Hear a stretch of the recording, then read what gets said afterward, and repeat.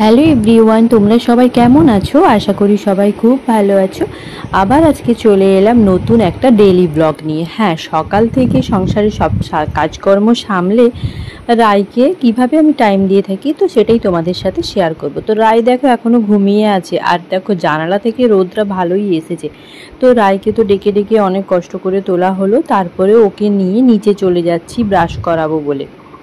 আর আগের দিন না ওকে আমি প্যাম্পার্স পরিয়েই ঘুম পাড়িয়েছিলাম, কারণ একটু বর্ষা হয়েছিল, তো ঠান্ডা ঠান্ডা ওয়েদার ছিল। তো সেই জন্য ভাবলাম যে প্যাম্পার্স পরিয়েই ঘুম পাড়াই, তো নাহলে টয়লেট করে শুয়ে থাকবে। তো তারপরে দেখো ওকে ব্রাশ করিয়ে ওর ঠাম্মির কাছে দিয়ে আমি চলে এলাম। কয়েকটা বাসনপত্র আগের দিন থেকে রাখা ছিল, সেই বাসনগুলো ধুয়ে তারপরে গ্যাস ট্যাস মুছে সমস্ত কিছু ধুয়ে সব। আর এই যে দুধটা, এটা আজকে নিয়ে এসেছে, তো এটাই হচ্ছে গরম করব।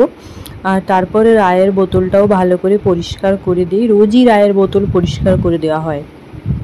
তারপর ওতে আবার নতুন করে জল ভরে তো রাখা হয়। তো রাইকে মানে সকালে হচ্ছে যে ওকে ব্রাশ করানোর পরে প্রথমে একটু মানে অনেকটাই প্রায় ওকে জল খাইয়ে দিই, তো তারপরে ওকে খাবারটা খাওয়ানো হয়। জল খাওয়ানোর কয়েকটা সময় পরে ওকে জল খাওয়ানো হয়। তো রাই তো তার ঠাম্মির কাছে আছে, আমি কাজকর্মগুলো সেরে নিয়ে ব্রাশটা করে নিয়েছিলাম।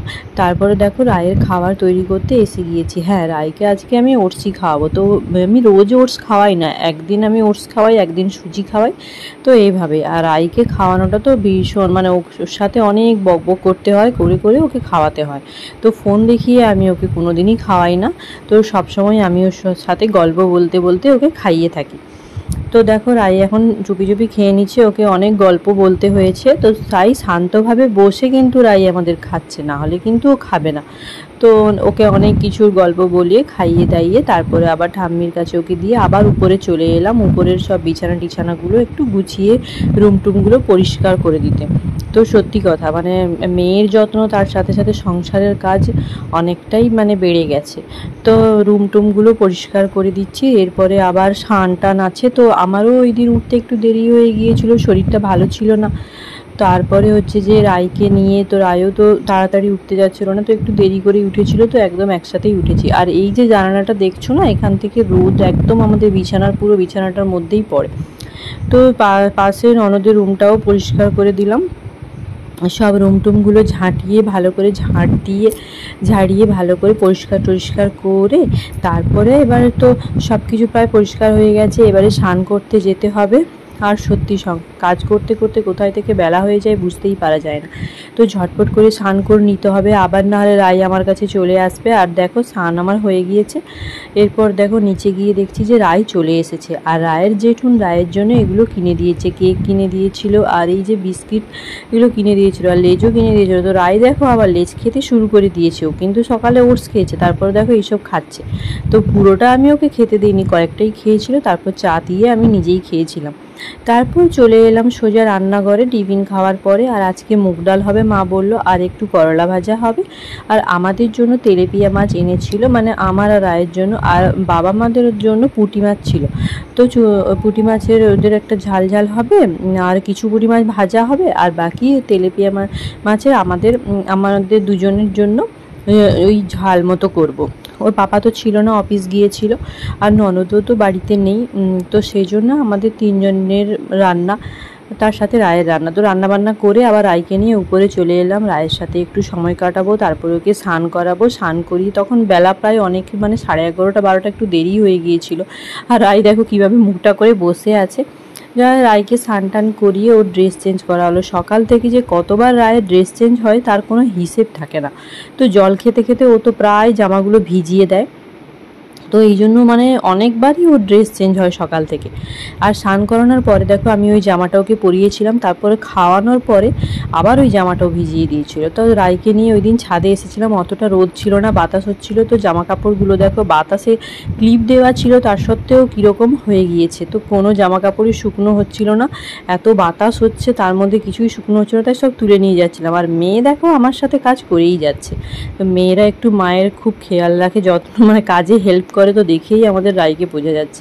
তারপর চলে এলাম রায়ের খাবার দাবার নিয়ে। আর দেখো রায়ের দাদাই এনেছিল দই, আর রায় কিন্তু দই খেতে ভীষণ ভালোবাসে। এমনি কিন্তু ও মিষ্টি খেতে পছন্দ করে না, কিন্তু মিষ্টি দইটা দেখো কিন্তু ঠিক পছন্দ করে। আইসক্রিমের মতো ভেবে দেখো খেয়ে নিচ্ছে আগে ভাত খাওয়ার আগে। আর ভাতটা দেখো আমি ভালোভাবে মেখে নিচ্ছি। আর ওকে আমি লেজটা দিয়েছিলাম তেলাপিয়া মাছের, ও লেজটা খেয়েছিল আর আমি মাথাটা খেয়েছিলাম।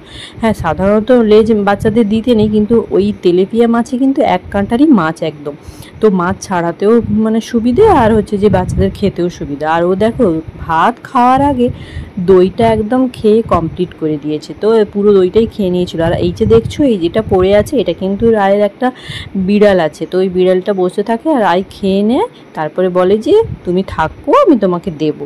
তো ওই বিড়ালটাকে ওই খাবারগুলো দিয়ে দেয়। তারপর বাবা মার ভাত বেড়ে দিয়েছিলাম, তো বাবা মার খাওয়া দাওয়া হয়ে যাওয়ার পরে তারপরে আমি খেতে বসে গেলাম।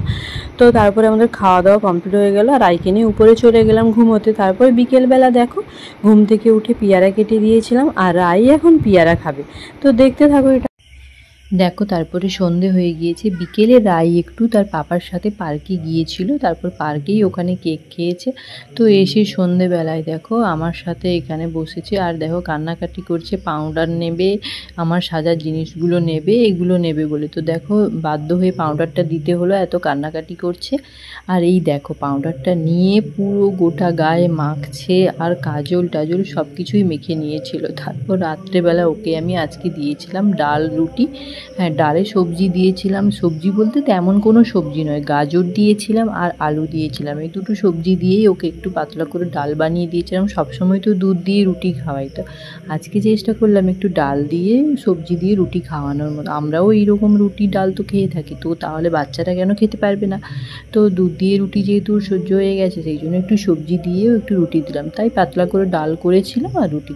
তো দেখলাম রায় ওটা খেয়েও নিয়েছিল, রায়ের কোনো অসুবিধেই হয়নি। আর এর আগেও আমি ওকে ডাল রুটি খাইয়েছি, তবে মাঝে মধ্যে খাইয়েছিলাম। তো আজকে আবার অনেক দিন পরে সেই রেসিপিটা ট্রাই করলাম। তারপর দেখো রায়ের খাওয়া দাওয়া হয়ে গিয়েছে, আর আমাদের বিছানাও হয়ে গিয়েছে, এখন রায় ঘুমোতে যাবে। তবে হ্যাঁ, কখন রায় ঘুমাবে সেটা কিন্তু আমি বলতে পারছি না। তো আজকে আমি আর ব্লগটা বেশি বড় করলাম না, আজকে এই পর্যন্তই। দেখা হচ্ছে আবার নেক্সট ব্লগে।